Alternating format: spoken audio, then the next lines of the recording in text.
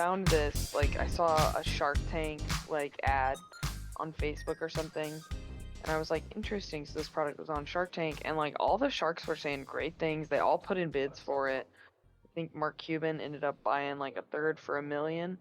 This beatbox shit tastes like Capri Sun with alcohol. Capri Sun with alcohol is a very, very dangerous vibe. Yeah, it's And 11.1%. 11.1. Wait, did they also sell it in like pouches like the Capri Sun? No, they're in like the boxes, like little boxed wines are, like personal boxed wines. See, I bet you that pitch would have worked a lot better if they put them in the Capri Sun pouches. Just little like one I person think, but servings. I bet you it was easier to package them like this because that you get more in this. It's one of those Tetra Pak boxes, and it's supposed to be like each box is like three and a half mixed drinks, I think they said, or like 3 glasses of wine. But I mean, think about the convenience of opening up your fridge and grabbing a freaking sack of wine, popping a straw in that, and slurping it down, you know? Yeah, you can buy those pouches and just like make your own, I guess. Yeah, but this is about convenience, Aubrey. No one wants to make their own alcohol. Come on. I mean, I like the box personally, no mess, you know. Fair, but what if... whatever, screw it. Hey, what's up? How's it going? How are you? What's up, Aubrey? How you doing? I'll tell you what, I've been in the most interesting state of being after watching Bo Burnham's Inside, as I'm sure most people in their 20s have been. Yeah, I feel like he is around. He's a little bit older than us. He just hit 30. He embodies a lot of what a creative our age suffers from and deals from when it comes to... Yeah, and as creatives ourselves, the messages weigh on me that much heavier. And I'm not meaning that in a negative way. I love genuinely everything he produces. Um, but it weighs on you because you're like, you just put feelings that I have into words and into art. How do you do that? And now I've consumed it and I have this feeling. How dare you? Yeah. But hey, you know what? How about we satiate that pain a little bit and make a mini-sode? Hi. I know we said we were going to put out a full-ass episode this week with a new guest, but sadly, scheduling problems came up because of a wedding and whatnot, so we're gonna have to wait till next week. But since we didn't post last week, I just, I felt like, why not do like a mini episode? Let's get in here and let's have a little chat, just a little one, about some stuff and things, just to try to tide things over till we get our brand spanking new guest in. Which, once again, really excited about, by the way. I had mentioned it on the Twitter, but this guy we're about to have in next week, he's actually from his own podcast group, which we'll get into more next week whenever he's here, but they also like to try and review a lot of nostalgic era related stuff for them, including things that the other one doesn't like, so I have a feeling we're going to gel really well with that. But hey, today is not about tomorrow, it's about now. So what we're doing now is I've just got like a little topic sampling that I wanted to hop into. Maybe we could talk a little bit about that and just vibe it out for 20 minutes, you know? Yeah, what you got? What you bringing to the table? What you serving on a platter for us today? Well, today I have what is called, and you haven't heard of this one before, Aubrey, but I've got a segment. Yeah, heard of one of these? We've never done one of those on this podcast. Oh, absolutely not once have we ever. At least not in the last 30 episodes. Oh, yeah, no. True. Well, Aubrey, what I've got for you today is Wiki. How about this? Wiki, how about this? How about this? Ooh. You always gotta put the ooh at the end. Speaking of WikiHows, something I always think of when I think of WikiHow is being like a kid and not knowing how to kiss somebody and just Googling how do you kiss somebody. That is the energy that embodies just about every WikiHow article, as we found out last I time. know.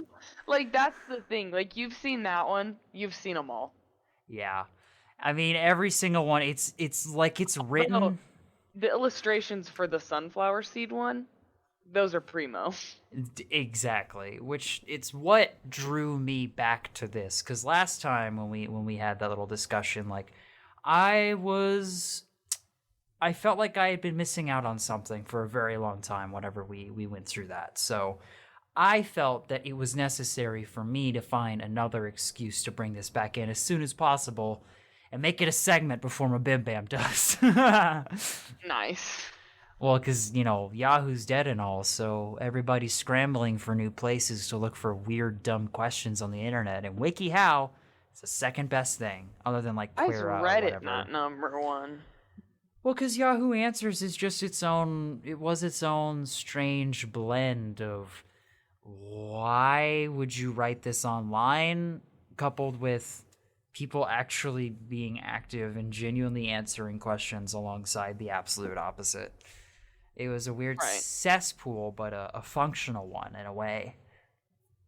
But WikiHow, the way that I would describe WikiHow, like now that I've read a few of these articles myself, is WikiHow really does embody, like we were saying, the feeling of a very, very well documented and step-by-step process for a thing that the writer has never actually done themselves. Like, I feel like every single one of these articles is written so precisely, concisely, and straightforward, like this person has researched it for 20 years, but they never actually tried it themselves. It's like a robot thinking about how a human would do something. Like, it's like an AI filled it out. Yeah. Which, who knows? There's a lot of WikiHow articles about a lot of things, so... hey, someone's got to do it, or something. Anyway, so, today, what coincides this WikiHow about this is something else that's been plaguing me recently, which is golf. Why is it? Is it just that it's a summertime thing and people are getting back into it recently? But I'm hearing so many people obsess over the sport of golf again recently, specifically just like the act of going golfing. It's golf season, man, and I hate that too. I didn't know that there was a golf season. I guess it makes sense because it's, you know, bright and sunny. It's when you go outside, but shit damn, I didn't know so many people around me were golfing all the time. And I mean, I've tried golf. I gave it a pass, but it just was never really my thing. I mean, like, I wasn't really... I was kind of terrible at it, but even just I guess it's the aspect of just driving around and, like, having drinks with a friend of yours while you're just, like, hitting a ball and driving after it, and, like, maybe it's that, like, leisurely aspect of the sport that people get into, but I don't know. I feel like I would prefer to just, like, hang out or, like, be doing anything else, really, but maybe I just don't get it. Maybe I just don't understand what it is to be a good golfer, and being a good golfer would make me actually enjoy it more. Who knows? So today, we're gonna get good at golf, so we can understand why everyone likes it so much. So, I have an article here of how to practice golf. Editor Mason here. This proceeded to be the most boring set of sentences that ever came out of my mouth in the history of forever. So how about let's just jump to the other side of this. Wow, this is so boring. Okay, so instead I'm going to click on this related WikiHow article of how to paint a golf cart. All right. Oh, Okay. How to paint a golf cart. Okay, Editor Mason again. Hey, what's up? I'm gonna be honest, this one's like almost worse, so... Come on, fast pass. Let's go. Let's get out of here. Ooh. Hose off the soap with cold water and dry off your cart with a towel. Avoid applying paint until the cart is completely dry. I mean, yeah. Listen, they're written as if Amelia Badelia was about to take on these tasks. Did you ever read the children's books Amelia Badelia? The woman who does everything you literally say. Like, you ask her to take a fork in the road, she's looking for a fork in the road, like, stuck into it. I don't know who this is. Who is this lady? Is she a book? Amelia Badelia. She's a children's book character. So she's just like Miss Literal? Yeah, basically Miss Literal. Here, I just googled it. What is Amelia Badelia about? It's about a housekeeper who takes her instructions literally. Oh, okay. And the author, I guess, was a housekeeper at her grandparents' home, and she played housekeeper at her grandparents' home. Oh, no, wait, it says there was a housekeeper at her grandparents' home where she played as a child, and the housekeeper was the inspiration. Oh, so like she just had somebody in her life who was a freaking stupid idiot, so she was like, I'm gonna write a book after you. Oh, here's how she That's interpreted some of the instructions. Like, change the towels in the green bathroom. Use scissors to change the towel's appearance. Dust the furniture. She threw dusting powder onto the furniture. Because in her house, they undust the furniture. Oh, wait. How do you undust a furniture?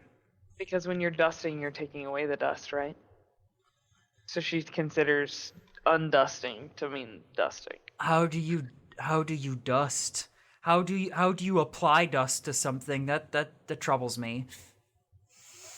Do you Draw the drapes when the sun comes in. She waited until the sun rose and then drew a picture of the drapes.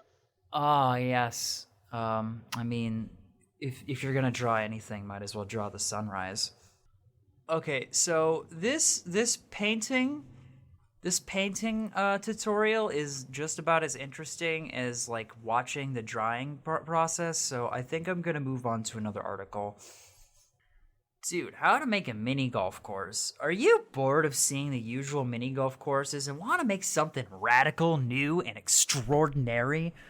It all depends on your imagination and equipment. Whether you want to get creative or with your little ones, or use your entire home for a whimsical course, or construct just a durable hole. Aren't we all just trying to construct durable holes in our own shapes and ways? 1. Let your kids know what mini golf is. Yeah. Important first step. I'm gonna pull. Don't tell them at all and bombard them. Step 1. Engage with your children and enlighten them on the concept of small golf. I like that this article is assuming that you're doing this just for your children. What if I am some fucking 20-something, 30-something, 40-year-old person that just like really needs to mix it up in life and make a golf course in the middle of my freaking living room?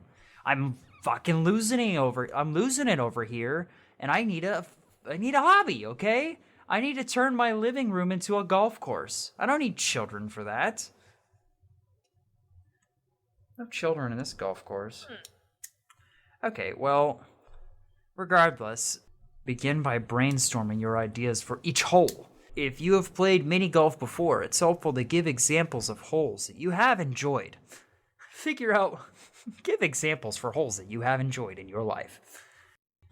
I don't know, is that anything? I don't know. Cut your hole. Lay out, cut So we busters. fully carpentrying a DIY mini golf course. Yeah, no, sorry, I'm getting lost in the sauce right now. They're like going through multiple multi-step processes of like sawing out like 85-degree angles in a piece of wood so you can then like glue it to the side of this course and like grab your like MDF panel Oh my god, this is... So we're not talking about making a mini golf course out of stuffed animals at home. We're talking about we're making some carpentry shit right here. I hope you brought your license. Hope you bought some felt. I hope you have a circular saw and a fucking table saw, because you're gonna need all of it here. Create a loop-de-loop. I mean, you don't have to put a loop-de-loop in if you want, but that's not following the instructions anymore. You've been to a mini golf course, haven't you? What is it that is appeasing about a loop-de-loop to humans, though? I feel like I see that architecture in a lot of different entertainment industries. Either with sending your balls through them, or yourself with like roller coasters. I don't know why a loop-de-loop per se is even interesting, but I mean, we denote generally how good a roller coaster is by how many loops it has, right? I mean, every I good... suppose? Is there like a certain number that makes I didn't know, I'm not familiar with that. It's 3, actually. I thought you were a roller Interesting. coaster connoisseur, Aubrey. Thought you would know this. No, I don't. I mean I am a connoisseur of roller coasters, but I just judge it on the ride. How many loops should a roller coaster have? Well, there's no straight answer on the internet, but I can tell you, if you want a roller coaster that's worth its weight in anything, it's got to have like 2 or 3 loops, man. But like, why though? Why is it? I know that that's the case, but why? What's the difference of like? Is it just the thought of being upside down, of defying gravity that we're obsessed with? Why stop at 3? I mean, It's just gotta have at least 3 to be good. I For, mean, like the baseline. four's a little You've bit never had a over. good roller coaster that's just up and down, no upside down? Because I do enjoy the thrill of just an old school wooden roller coaster. I mean, it's a little jerky for sure, but I like the thrill of another time. You I'm know, like, wow, this must have been the shit for people when this was invented. Like, this must have been just crazy, and this is like nothing to us now. You know what yeah, I mean? I don't know. because it don't got that loops. But also, okay, like 3 is good, but Aubrey, I feel like you're pushing it a little bit with 4. I mean, come on, like that isn't that a bit excessive? I mean, once you get to the 4, the novelty is just gone. Like then you're just upside down. Like who gives a shit? I've been upside down like 3 times now. Who cares about the 4th? Come on. I'm curious. Aubrey, is the thing that I've really learned today is that you're not a roller coaster expert. Let's see about this. I mean, I do a lot of roller coasters. Um, let's see. Have I ridden? Oh, yeah. The Incredible Hulk roller coaster is one of the many roller coasters tied for 6th with the most loops at 7 loops. Oh And I have yeah. ridden that one. It's in Universal Studios. But number 1 is currently the Smiler at Alton Towers in Alton, Staffordshire, England. And it has 14 inversions. 14. Wow, that's pretty crazy. Now that's beyond the point of excessive. Yo, speaking of excessive, did you ever get to ride the Mr. Freeze roller coaster that's in, it's not Six Flags, it's frick, I don't know where the Mr. Freeze one is. Is it in Universal? Maybe it is. I'm unsure. Oh Lord. No. I've ridden that one. I have ridden that roller coaster. Yeah, it like shoots you forward at like right at the beginning at like 0 to 70 in 3 seconds. It is at Six Flags. and then it sends you on this massive ride with multiple loops, and it puts you up at this like 180, like you're at like a 90-degree angle in the air, and then at the end you go backwards through the whole roller coaster again as it sends you back into the entrance. So you're going 70 backwards through the second half of the trip. It's a freaking ride, I'll tell you what. The Mamba, which is one of the tall Worlds of Fun roller coasters that you can see, is it has a really good big tall first drop, and it is, what was it? What did it say? Ranked number 9 as one of the longest steel roller coasters at 5,600 feet. Yo, hey. Length. Well, I found this article for you because I know that you were just starting with roller coasters and you've got some more to learn. I found this article about how to ride a roller coaster. First of all, picking a roller coaster. Look up roller coasters online and see what catches your fancy. Check out the different kinds of seats. Not all roller coasters are designed the same way, and you know what? You may want a floorless seat, you may want a wooden seat, but personally, I would prefer what this guy has here, which is apparently is this sidewinder cockpit looking thing. I don't want to talk about it too much since they don't have it on the screen or anything, but you ever just like want to ride in a sideways top, 30 degrees sideways? Have you? I don't know if I've ridden on this one There's a specifically. roller, like I don't know if I'd call it a roller coaster because it just doesn't feel as big as one, but there's one at Worlds of Fun called Spinning Dragons, and they put you in a cart for you, and then they send you off, and they spin you a little bit, and you kind of spin the whole time while you go up and down. Sounds terrible.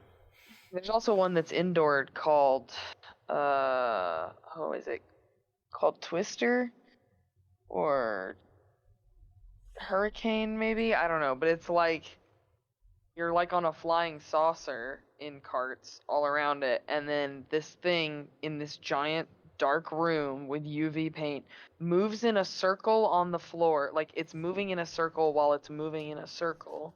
And then it also like rotates side to side in the air. And let me tell you, that really can make you feel some type of way if you've eaten the wrong thing. Oh god, I friggin' bet. Number 4. This is the most important step for learning how to ride a roller coaster. Make sure you meet the height and weight requirements. No short people allowed. Don't be short. That's step 4. And apparently none of y'all skinny bitches either, though I've never had a problem. I have a Turns out problem. I have ridden the first wooden roller coaster to have multiple inversions. It is now the wooden roller coaster with the most inversions. It's tied for first, but it was around before the other one, so I'll say it's really first. Outlaw Run in Silver Dollar City, a wooden roller coaster that goes upside down 3 times. Yeah, I've had my neck broken on that guy. It's a cool one. Oh yeah, nothing like the powder keg though. Oh my god, don't get me started on that powder keg. I remember not being able to ride that ride one time. We waited for 30 minutes to an hour.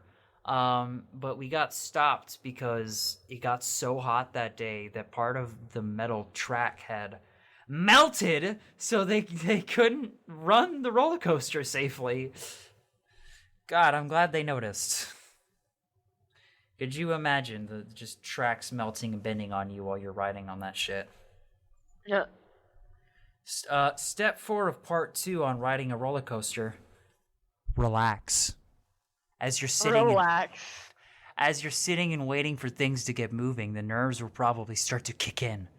If you've never ridden before, it's common to start suspecting that something will go wrong, getting paranoid about every noise you hear and every little jostle. Everything you're experiencing is perfectly normal. Try your best to remain calm and enjoy the fun of the adrenaline. Roller coasters are very safe and reliable structures. I promise you. Hold on tight and don't let go unless you feel comfortable. Ooh, sensual. Most roller coasters provide little hand grips so you can help the relief and some stress will allow you to feel that you're more in control of the situation. Grab on and have fun. Damn. Don't wiggle around or struggle. Oh god. With the harness after the ride starts, in the given year, several people will be injured on roller coasters. It's true. But roughly 300 million people ride roller coasters safely each year without incident. Don't struggle. You're safe. That is step 4. Part 3. Have fun. Always ride with friends.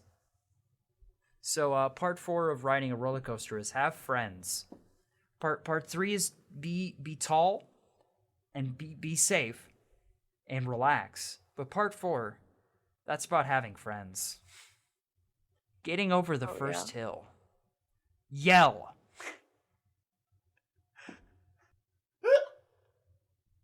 Yell. Be sure to release all that energy. Yell. When you coast over the first big hill, a lot of people will probably start shouting with glee. Join them! There are few times in life you get the chance to really let loose with a howl, with total delight when you ride a roller coaster. Your adrenaline will be pumping, and it's a great time to let out a primal scream. It is also true that screaming in a group can trigger a release of what the hell? A hormone that soothes and calms the body in certain conditions. That means that screaming can actually help calm you down and produce feelings of euphoria. What are some questions people have? If I vomit while on a roller coaster, should I throw up on my friend or myself? Community answer. Try to throw up away from both of you. That doesn't seem right. Over the edge of the ride, if you throw up on yourself, you will most likely smell very bad. Aw. If you throw up on your friend, they will most likely not want to be friends with you after that. These rides are at your own risk, so be careful.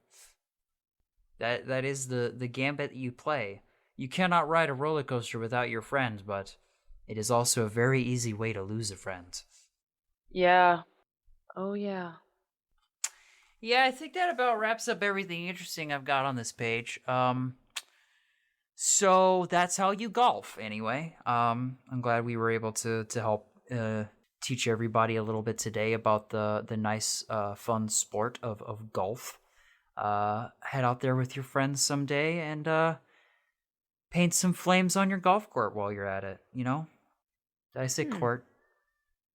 Anyway, this one's definitely gone a lot longer than we originally anticipated, so I believe we should probably wrap it up here.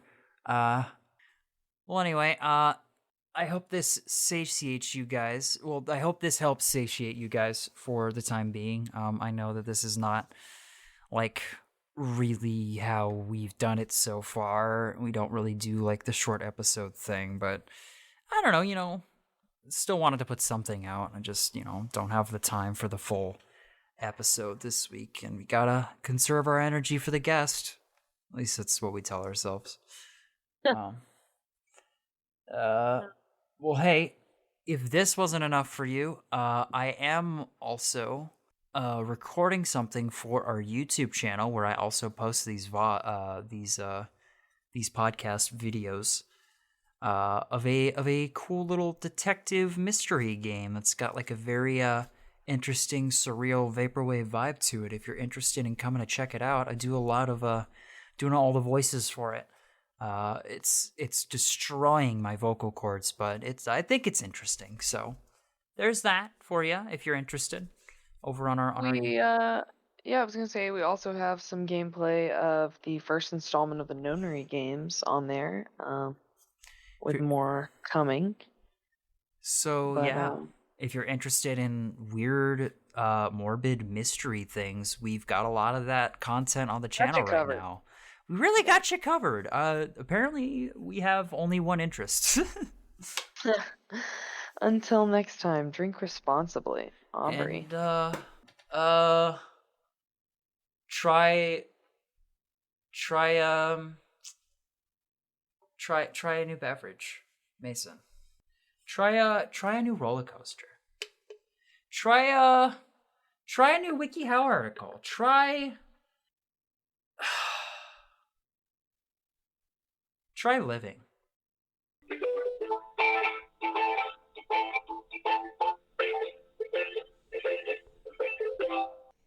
Okay. Okay, I'll go.